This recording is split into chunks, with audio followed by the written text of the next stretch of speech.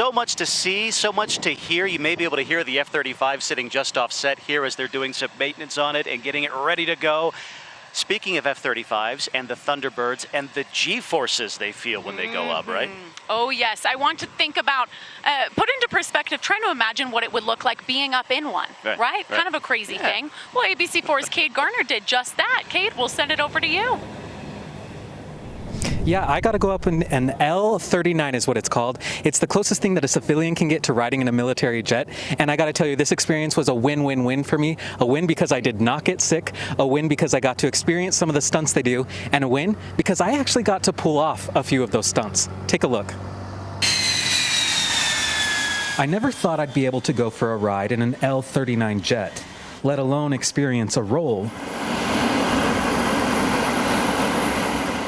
a loop, or flying upside down. And I never ever imagined that I would ever be in control of a roll. When you strap this airplane on, you definitely feel as though it has kind of strapped you on, or you're embedded in it. My flight is thanks to Paul Strickland, better known as Sticky. This is an L-39, which is a Czech-built military trainer.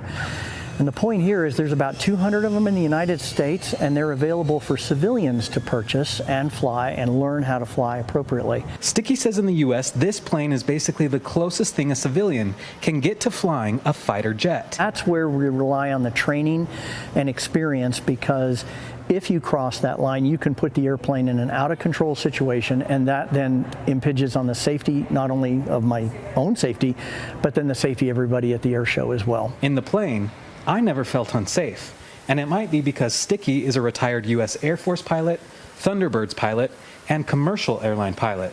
Now, an L-39 demonstration pilot. And air shows are a perfect example of a community coming together to be able to understand better exactly, in this case, what this branch of the service does, what the Air Force does with their F-35s. And that, he says, is the most important message of the Warriors over the Wasatch Air Show. They're actually training in a weapon system, and they expect to be called upon at any moment to travel anywhere in the world to employ that weapon system to defend our freedoms and our national security. For me, his message is loud and clear, and an experience I will never forget.